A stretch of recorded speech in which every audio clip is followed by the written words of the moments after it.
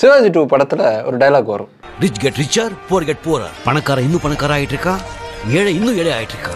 அந்த டயலாக்குங்கிறது எவ்வளோ உண்மையாக இருக்குது இந்தியாவில் அப்படிங்கிறது சமீபத்தில் வந்து ஒரு ரிப்போர்ட்டில் முழுமையாக வெளிச்சத்துக்கு வந்துச்சு. இந்தியாவில் 1% அளவுக்கு இருக்கக்கூடிய பணக்காரர்களுடைய கையில் தான் இந்தியாவுடைய பெரும்பகுதியான வெல்த் செல்வம் அப்படிங்கிறது இருக்குது அப்படிங்கிறத அந்த ரிப்போர்ட் மூலமாக கண்டுபிடிச்சாங்க.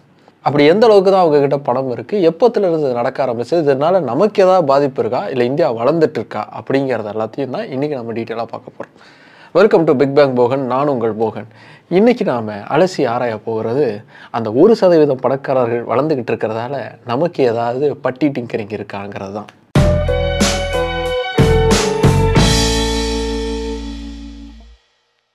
கண்டென்ட்குள்ளே போகிறதுக்கு முன்னாடி ஒரு முக்கியமான விஷயத்த சொல்லிடலான்னு நினைக்கிறேன். என்னென்னா 1% அளவுக்கு இருக்கிறவங்க கிட்ட தான் பெரிய அளவுக்கான செல்வம் இருக்குங்கிறது ஒரு பக்கம். ஆனால் மீதி இருக்கிற நம்ம கிட்டலாம் என்ன இருக்குன்னு பார்த்தா ஒன்றுமே இல்லை. ஒன்றுமே இல்லையாடா, எப்படியா சம்பாதிச்சு ஆகணுமேடா அப்படின்னு அதை தேடி தேடி தான் ஓடிக்கிட்டே இருக்கும். நல்லா இருக்கும், ஓடுறோம், சம்பாதிக்கிறோம், அப்படியே திரும்பவும் ஓடிக்கிட்டே இருக்கும். ஆனால் நம்ம இல்லை அப்படின்னா என்ன நடக்கும், நம்ம ஃபேமிலிக்கு என்ன ஆகும், அதுக்கேற்ற மாதிரியான ஒரு பேக்கப்புங்கிறத கண்டிப்பாக பண்ணி வைக்கணும். ஏன்னா நம்ம இல்லைனாலும் நம்ம ஃபேமிலியை நல்லபடியாக பார்த்துக்கிறதுக்கான ஒரு பிளானுங்கிறத கண்டிப்பாக போட்டு வைக்க வேண்டிய காலகட்டங்கிறது வந்துருச்சு. அப்படி ஒரு பேக்கப் பிளானாக இருக்கிறது தான் டேர்ம் இன்சூரன்ஸ். டேர்ம் இன்சூரன்ஸுங்கிறது ஒன்றுமே கிடையாது. நம்ம இறந்துட்டோம் அப்படின்னா ஒரு பெரிய லம்சப்பான அமௌண்ட்டுங்கிறது நம்மளுடைய ஃபேமிலிக்குங்கிறது போய் சேரும். அதை வச்சு அவங்களால ஃப்யூச்சரை வந்து சேவ் பண்ணிக்க முடியும். அப்படி மாதம் வெறும் 685 ரூபா கட்டி நீங்கள் 2 கோடி ரூபா அளவுக்கான டேர்ம் இன்சூரன்ஸ்லாம் எடுத்துக்க முடியும். டேர்ம் இன்சூரன்ஸ்ல நிறைய வெரைட்டி இருக்குது. நம்ம இறந்துட்டோம் அப்படின்னா லம்சமான அமௌண்ட்டுங்கிறது ஃபேமிலிக்கு போய் சேரும். அப்படி இல்லையா, நம்ம உயிரோடு இருக்கோம், நல்ல ஆரோக்கியமாக ரொம்ப நாள் வாழ்ந்தாச்சு அப்படின்னா நம்ம கட்டின ப்ரீமியம்ங்கிறது நமக்கு திரும்ப வர்ற மாதிரியான பாலிசிஸ் இருக்குது. அப்படியே இல்லையா, நம்ம இல்லைனாலும் நம்மளுடைய ஃபேமிலிக்கு லைஃப் லாங்குக்கு பென்ஷன் வர்ற மாதிரியான ஏற்பாட்டையும் செஞ்சுட்டு போயிடலாம். அப்படிப்பட்டது தான் ஆதித்யா பிர்லா சன் லைஃபோட இன்கம் சுரக்ஷா பிளான் அப்படிங்கிற மாதிரியான பாலிசி. இந்த மாதிரி ஏகப்பட்ட பாலிசிஸுங்கிறது ஏகப்பட்ட இன்சூரன்ஸ் கம்பெனி வந்து தந்துக்கிட்டே இருக்காங்க. இந்த இன்சூரன்ஸ் கம்பெனிகளோட எல்லா பாலிசியும் கம்பேர் பண்ணி எது நமக்கு பெஸ்ட்டாக இருக்கும்னு சூஸ் பண்ணுறதுங்கிறதே ஒரு தலைவலியான வேலை. அதை சிம்பிளாக செஞ்சுக்கிறதுக்கான லிங்கை தான் டிஸ்கிரிப்ஷனில் கொடுத்துருக்கேன். அங்கே நீங்கள் ப்ரீமியமில் 10% அளவுக்கான டிஸ்கவுண்ட்டில் பாலிசி வாங்க முடியும். கிட்டத்தட்ட 52 இன்சூரன்ஸ் கம்பெனியோடைய பாலிசிஸ் எல்லாம் செக் பண்ணி உங்களுக்கு ஏற்ற இன்சூரன்ஸை நீங்கள் வாங்கிக்க முடியும். ஸோ டேர்ம் இன்சூரன்ஸ் அப்படிங்கிறது இன்னைக்கு தேவைக்கு ரொம்ப ரொம்ப அவசியமான ஒன்று. அதை தள்ளி போடாதீங்க. உங்கள் ஃபேமிலிக்கு ஏற்ற ஒரு செக்யூர்டான டேர்ம் இன்சூரன்ஸை இன்றைக்கே எடுத்துருங்க. அது இந்த லிங்க் மூலமாக எடுக்கும்போது உங்களுக்கு ரொம்ப யூஸ்ஃபுல்லாக இருக்கும். இப்போ டிஸ்கிரிப்ஷனில் இருக்கக்கூடிய லிங்கை கிளிக் பண்ணி பார்த்து இம்மிடியட்டாக உங்கள் ஃபேமிலிக்கு ஏற்ற ஒரு டேர்ம் இன்சூரன்ஸை எடுத்துடுங்க. இந்தியாவில் நடந்த ஆட்சி அதிகார காலங்களை கொள்கையின் அடிப்படையில் 4 விதமாக பிரிப்பாங்க. 1 பிரிட்டிஷ் ராஜ், ஆங்கிலேயர்களுடைய ஆட்சி காலகட்டத்தில் நடந்த அரசு. அது அவங்களுக்கு லாபம் தரக்கூடிய வகையில் அந்த அரசுங்கிறது நடந்துச்சு. அடுத்தது லைசன்ஸ் ராஜ். இந்தியா சுதந்திரம் அடைஞ்சது இல்லையா, 1947 அந்த வருஷத்துல இருந்து 1990 காலகட்டம் வரைக்கும் நடந்த ஆட்சி காலகட்டம் தான் இந்த லைசன்ஸ் ராஜ். இந்த டைமில் லைசன்ஸ் வாங்கிட்டு தான் தொழில் தொடங்கணுங்கிறது இருந்துச்சு. அதாவது ஸ்ட்ரிக்டான ரூல்ஸ் அண்ட் ரெகுலேஷனை ஃபாலோ பண்ணி தான் தொழில் நடத்த முடியும் அப்படிங்கிறது இருந்துச்சு. அப்படி தொழில் செய்கிறவங்களுக்கும் கூடுதல் வரிங்கிறது இருந்துச்சு. இதுக்கப்புறமா லிபரலைசேஷன், குளோபலைசேஷனை நோக்கி இந்தியா வந்து நகர ஆரம்பிக்குது. அதுக்கப்புறமா ஏற்பட்டது தான் லிபரலைசேஷன் ராஜ். இந்தியாவுக்குள்ள பன்னாட்டு நிறுவனங்கள் வந்து தொழில் செய்யலாம். அப்படி தொழில் தொடங்குறதுக்கு இந்தியாவுக்குள்ளே வந்தாங்கன்னா அந்த நிறுவனங்களுக்குலாம் டாக்ஸ் பெனிஃபிட்ஸ் தருவோம், நிறைய சப்சிடரி தருவோன்னு பல விஷயங்களை வந்து இந்திய அரசு தன்னுடைய கொள்கையில் வந்து மாற்றிக்கிட்டாங்க இந்த லிபரலைசேஷன் காலகட்டத்தில்.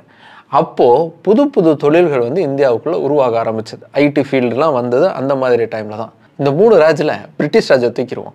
அதுக்கப்புறமா இருந்த இந்த 2 ராஜை பார்த்தீங்கன்னா லைசன்ஸ் ராஜ் ஆகட்டும், அதே மாதிரி லிபரலைசேஷன் ராஜ் ஆகட்டும், இந்திய அரசுக்கு, இந்திய நாடு எந்த அளவுக்கு வளருது அப்படிங்கிறத பொறுத்து தான் இந்த கொள்கை முடிவு அப்படிங்கிறது இருந்துச்சு. இதிலிருந்து கிடைக்கக்கூடிய பொருளாதார லாப பங்கீடுகள் அடிப்படையாக வச்சு தான் இந்திய அரசுடைய கொள்கை முடிவுகள் அப்படிங்கிறது இருந்துச்சு. உதாரணத்துக்கு லிபரலைசேஷனுக்கு ஒரு பன்னாட்டு குளிர்பானம் கம்பெனி வந்து இங்கே வந்து தொழில் தொடங்கணும் அப்படின்னு இருந்தாங்கன்னா வாட்டர் பாலிசியில் வந்து நிறைய சேஞ்சஸை வந்து இந்தியன் கவர்மெண்ட் வந்து செஞ்சாங்க. இப்படி வரப்போகிற தொழிலுக்கு ஏற்ற மாதிரி இங்கே பாலிசிஸ் சேஞ்சஸ் அப்படிங்கிறது இருந்துச்சு. அதுக்கப்புறமா 2000 இன்னும் சரியாக சொல்லணும்னா 2010 இந்தியாவில் இப்படி பாலிசி சேஞ்சஸை உருவாக்கக்கூடிய வல்லமை கொண்ட இன்னொரு செக்டார் உருவாக்க ஆரம்பித்தாங்க.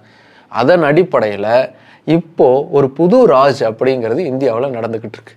அதுதான் பில்லியனர் ராஜ். இந்தியாவில் இருக்கக்கூடிய ஒரு சில பெரும் பணக்காரர்கள், கோடீஸ்வரர்களுடைய ஆட்டத்துக்கு ஏற்ற மாதிரி இந்தியாவுடைய அரசுங்கிறது இயங்குது, இந்தியாவுடைய கொள்கைகள் அப்படிங்கிறது வகுக்கப்படுது அப்படிங்கிறது தான் இந்த பில்லியனர் ராஜ் சிஸ்டம் சொல்லக்கூடிய விஷயம். அவ்வளவுதான். கிட்டத்தட்ட இதே சாராம்சத்தை தான் வேர்ல்டு இன்இக்வாலிட்டி லேப் ஃபண்ட் அப்படிங்கிற ஒரு நிறுவனம் சமீபத்தில் வெளியிட்ட ஆராய்ச்சி முடிவு அப்படிங்கிறது சொல்லுது. இந்த ரிப்போர்ட் என்ன சொல்லுது? இந்தியாவில் 1% அளவுக்கு இருக்கக்கூடிய பெரும் பணக்காரர்களுடைய கையில தான் இந்தியாவுடைய 40% அளவுக்கான செல்வம் அப்படிங்கிறது கொட்டி கிடக்குது அப்படிங்கிறத வலியுறுத்துது. அதே சமயத்தில் இந்தியாவுடைய பாட்டம் லைனில் கடைநிலையில் இருக்கக்கூடிய மக்கள் 50% அளவுக்கு இருக்காங்க. அவங்க கிட்ட இந்தியாவுடைய ஒட்டுமொத்த செல்வம் வெறும் 3% அளவுக்கு தான் இருக்கு அப்படிங்கிறதையும் இந்த ரிப்போர்ட் வந்து வலியுறுத்துது. இதனால வெல்த் டிஸ்ட்ரிபியூஷன்ல ஒரு பெரிய டிஃபரன்ஸ் அப்படிங்கிறது இருக்கு அப்படிங்கிறத வெளிப்படையா பார்த்தாலே தெரியுது. இது இந்த வருஷம் வந்த ரிப்போர்ட். இதே மாதிரியான ரிப்போர்ட்டுங்கிறது கடந்த வருஷம் ஆக்ஸ்ஃபேம் வந்து வெளியிட்டிருந்தாங்க. அதுவும் இதே மாதிரியான கருத்தை தான் முன் வச்சது. இந்தியாவில் டாப் 1% அளவுக்கு இருக்கக்கூடிய பெரும் பணக்காரர்கள் கிட்ட 40% அளவுக்கான செல்வம் அப்படிங்கிறது இருக்கு. அதே சமயத்தில் பாட்டம்ல இருக்கக்கூடிய 50% இருக்கக்கூடிய கடைநிலை மக்கள் கிட்ட வெறும் 3% அளவுக்கான செல்வம் தான் இருக்கு. டாப் 10% அளவுக்கு இருக்கக்கூடிய பணக்காரர்கள் கிட்ட 80% அளவுக்கான செல்வம்ங்கிறது இருக்கு. அதே சமயத்தில் டாப் 5% அளவுக்கு இருக்கக்கூடிய பணக்காரர்கள் மத்தியில் 62% அளவுக்கான செல்வம்ங்கிறது இருக்கு.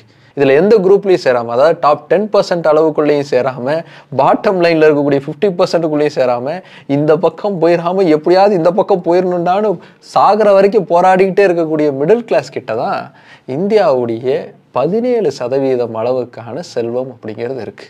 ஸோ ஒரு பெரிய இன்இக்வாலிட்டி, அதாவது வெல்த் டிஸ்ட்ரிபியூஷனில் இந்தியாவுக்குள்ள ஒரு பெரிய இன்இக்வாலிட்டி அப்படிங்கிறது இருக்குது. இது எப்போத்துலேருந்து நடக்க ஆரம்பித்தது எப்படிங்கிறத பார்ப்போம். இந்தியாவில் மொத்தம் எவ்வளோ பெரும் பணக்காரர்கள் இருக்காங்க? ஃபோர்ப்ஸ் 2024 வெளியிட்ட அறிக்கையின்படி கிட்டத்தட்ட 200 பில்லியனர்ஸ் அப்படிங்கிறவங்க இருக்காங்க. இது போன வருஷத்தை விட கிட்டத்தட்ட 34 பேர் அதிகம். போன வருஷம் 166 பேர் தான் இருந்தாங்க. இந்த வருஷம் 200 பேரை தொட்டுட்டோம். சரி, இந்த 166 பேர் எப்போ உருவானாங்க அப்படின்னு பார்த்தோம்னா 2014 இருந்து தான் இந்த பில்லியனர்களுடைய எண்ணிக்கைங்கிறது இந்தியாவில் அதிகமாக ஆரம்பிச்சிருக்கு. செம ரேப்பிட் ஸ்பீடில் வந்து அதிகமாக ஆரம்பிச்சிருக்கு. எந்த அளவுக்கு ஸ்பீட்னா 2013 55 பில்லியனர் தான் இந்தியாவில் இருந்திருக்காங்க. அப்படியே டபுள் மடங்காகி ட்ரிபிள் மடங்கா 2024க்குள்ள ஆயிட்டாங்க.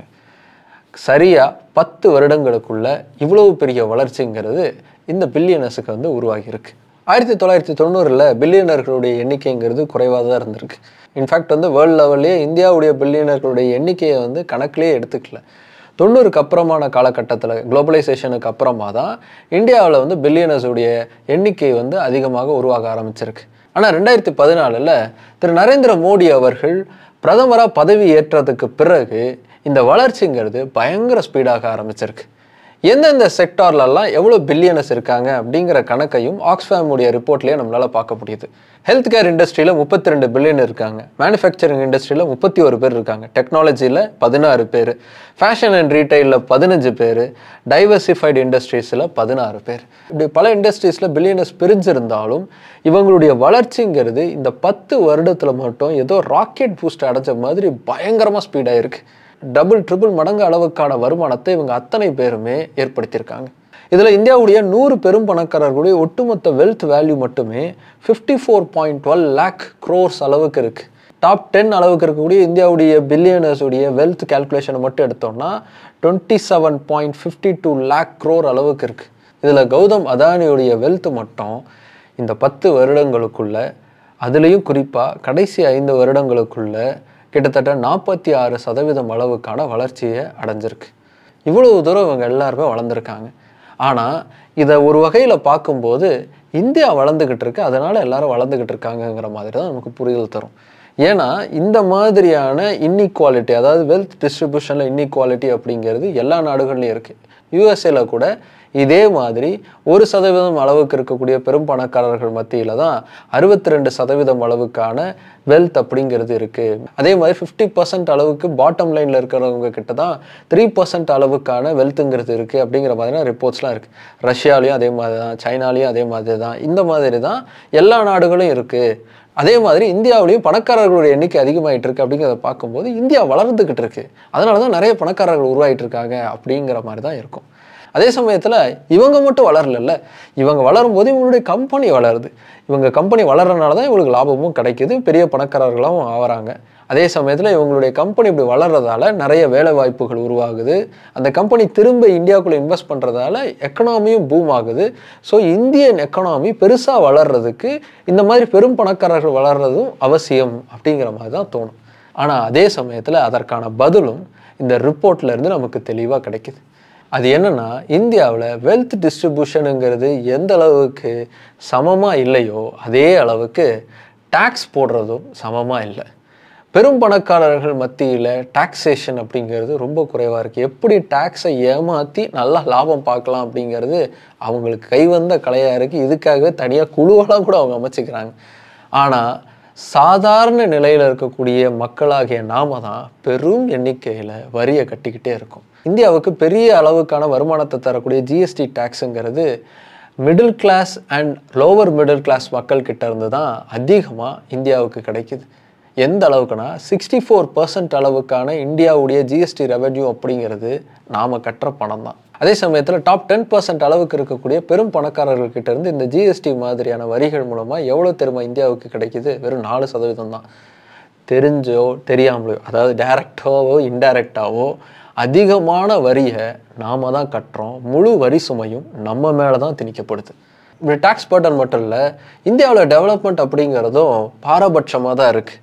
இந்தியாவில் வறுமை கோட்டுக்கு கீழே இருக்கக்கூடிய மக்களின் எண்ணிக்கைங்கிறது தொடர்ந்து அதிகத்திலேயே தான் இருக்கே தவிர குறைஞ்ச பாடு இல்லை. கிட்டத்தட்ட 70% அளவுக்கான மக்களுக்கு சரியான சுத்தமான நீருங்கிறது கிடைக்கல, சரியான உணவும் அப்படிங்கிறதும் கிடைக்கல. இதனால் உணவு பற்றாக்குறைங்கிறது ஏற்பட்டு வருஷத்துக்கு 10 லட்சத்துக்கும் அதிகமான மரணங்கள் ஏற்படுது அப்படிங்கிறதும் இந்த ரிப்போர்ட் சொல்லுது. அதே மாதிரி தினக்கூலியாக வேலை செய்கிறவங்களுக்கு தினசரி கிடைக்கக்கூடிய கூலிங்கிறது போதிய அளவுக்கு இல்லை. ஏன்னா இன்ஃப்ளேஷனுங்கிறது அவ்வளோ தூரம் உச்சத்தில் இருக்குது. அதுக்கேற்ற அளவுக்கான வருமானம்ங்கிறது அவங்களுக்கு கிடைக்கிறதே இல்லை.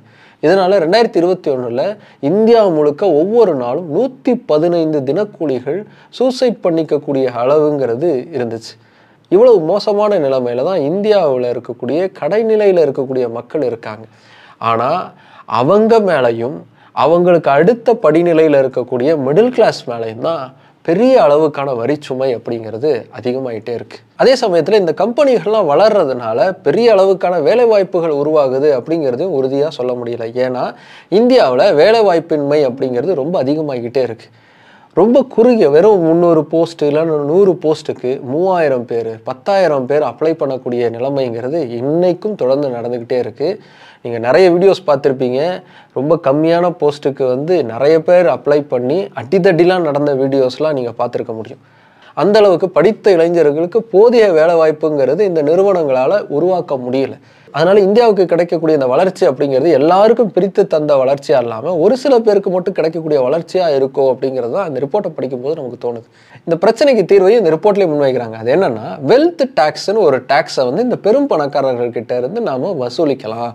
அப்படி இந்திய அரசு வசூலிக்கிறதுனால ஏகப்பட்ட நன்மைகளை செய்ய முடியும் அப்படிங்கிறதையும் பட்டியலிடுறாங்க. இந்தியாவுடைய டாப் பணக்காரர்கிட்ட இருந்து வருஷத்துக்கு வெறும் 3% அளவுக்கான வெல்த் டேக்ஸை இந்திய அரசு வசூலிச்சா 3 வருஷத்துக்கு இந்தியாவுடைய நேஷனல் ஹெல்த் மிஷனை தங்கு தடை இல்லாமல் பார்த்துக்க முடியும்.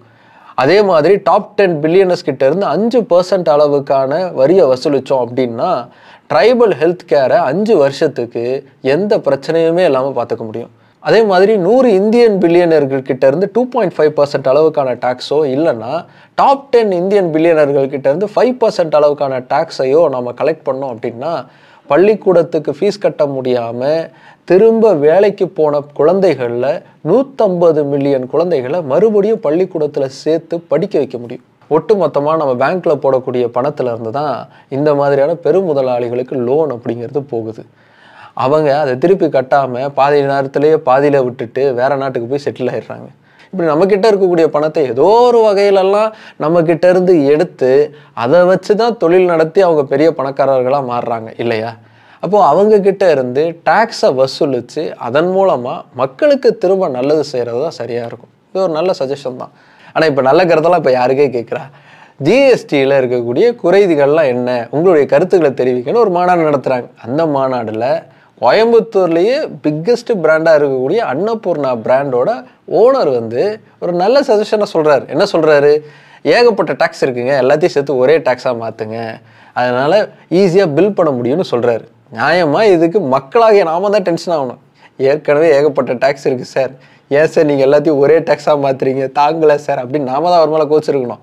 ஆனால் எங்களை பார்த்து நீ கேள்வி கேட்டியாங்கிற மாதிரி அவரை கண்டித்து அவரை வீட்டுக்கே வர வச்சு மன்னிப்பு கேட்குற வீடியோவெல்லாம் ரிலீஸ் பண்ணுறாங்க. இது எப்படி தெரியுமா இருக்குது? ஒரே லைனில் சொன்னால், கேள்வி கேளுங்கன்னு ஒரு கூட்டத்தை நடத்தி கேள்வி கேட்டதுக்காக ஏன் கேள்வி கேட்டேன்னு கூப்பிட்டு வச்சு மன்னிப்பு கேட்க வச்ச மாதிரி இருக்கு. ஏதாவது புரிஞ்சுது? புரிஞ்சா லைக் பண்ணுங்க. இந்த கருத்தெல்லாம் ஒரு பக்கம் இருக்கட்டும். பணக்காரங்களாம் ஆகிட்டு தான் இருக்காங்க, நாமளும் பணக்காரன் ஆகணும் அப்படின்னு முயற்சி செஞ்சுக்கிட்டு தான் இருக்கோம். கண்டிப்பாக ஒரு நாள் ஆகிடும், கவலைப்படாதீங்க. ஆனால் பணக்காரன் ஆகக்கூடிய ஓட்டத்தில் நம்மளோட பேக்கப் நம்ம மறந்துடக்கூடாது. ஏன்னா நம்ம இப்போ நிறைய ஓடிக்கிட்டு இருக்கோம், சம்பாதிச்சிட்ருக்கோம். நம்ம இல்லைனாலும் நம்மளுடைய ஃபேமிலிக்கு எப்போவுமே பெனிஃபிட் கிடைக்கிற மாதிரியான ஒரு சூழலை உருவாக்கிக்கணும். அதுக்கு டேர்ம் இன்சூரன்ஸுங்கிறது இப்போ இருக்கக்கூடிய சூழலில் கண்டிப்பாக கம்பல்சரி. எந்த நேரத்தில் எது நடக்கும்னு யாருக்குமே சொல்ல முடியாது. அந்த அளவுக்கு நிலைமை மோசமாயிட்டு இருக்கு. நிறைய கம்பெனிஸ் நிறைய விதமான டேர்ம் இன்சூரன்ஸை தராங்க. நமக்கு ஏற்ற டேர்ம் இன்சூரன்ஸ் எது அப்படின்னு செக் பண்ணி பார்த்து வாங்குறதுக்கான லிங்கை தான் கீழே டிஸ்கிரிப்ஷனில் கொடுத்துருக்கேன். கிளிக் பண்ணி பார்த்து உங்களுக்கு தேவையான சரியான டேர்ம் இன்சூரன்ஸை இன்றைக்கே வாங்குங்க. இப்படி நம்ம வாங்கக்கூடிய டேர்ம் இன்சூரன்ஸுக்கு கட்டுறோம்ல ப்ரீமியம், அதில் ஏடிசியில் நமக்கு டாக்ஸ் பெனிஃபிட்ஸ் அப்படிங்கிறதும் கிடைக்குது. நீங்கள் என்ஆர்ஐயா இருக்கீங்களா? என்ஆர்ஐயா இருந்தாலுமே இந்தியாவுக்குள்ளே நீங்கள் டேர்ம் இன்சூரன்ஸ் எடுத்துக்க முடியும். அதுக்கு டாக்ஸ் பெனிஃபிட்ஸ் அப்படிங்கிறது உங்களுக்கு கிடைக்கும். டவுட்டா? இம்மிடியேட்டாக நீங்கள் கஸ்டமர் கேர் சப்போர்ட்டில் வந்து கேள்வி கேட்டு கிளியர் பண்ணிக்கலாம். வெறும் பாலிசி எடுக்கும்போது மட்டும் இல்லை, கிளைம் டைம்லேயுமே அவங்கக்கிட்ட இருந்து சப்போர்ட்டுங்கிறது இருக்கும். 30 minutes ஆஃப் கிளைம் டைமுக்குள்ளே நமக்கு பர்சனலான ஒரு மேனேஜர் அசைன் பண்ணி நமக்கு எல்லா ஹெல்ப்பையும் அவங்க பண்ணுறாங்க. இவ்வளோ பெனிஃபிட்ஸோடு இருக்கக்கூடிய டேர்ம் இன்சூரன்ஸை எடுத்துக்கிறதுக்கு எதுக்குங்க யோசிக்கணும்? இப்போவே லிங்க்கை கிளிக் பண்ணி பாருங்கள், உங்களுக்கு செட் ஆகிற ஒரு டேர்ம் இன்சூரன்ஸை கண்டிப்பாக போட்டு வைங்க. சரி, ஓகே வியூவர்ஸ், 1% அளவுக்கு இருக்கக்கூடிய பணக்காரங்க நம்மளை எப்படி ஓங்கி அடிக்கிறாங்கங்கிறத நீங்கள் பார்த்து புரிஞ்சிருப்பீங்கன்னு நினைக்கிறேன். அந்த 1% அளவுக்கு இல்லாத மீதி பேர்லாம் கண்டிப்பாக வீடியோவை லைக் பண்ணிவிடுங்க, சப்ஸ்கிரைப் பண்ணிவிடுங்க. அடுத்து இன்னொரு இன்ட்ரெஸ்டிங்கான வீடியோவோட உங்களை வந்து சந்திக்கிறேன். பாய்.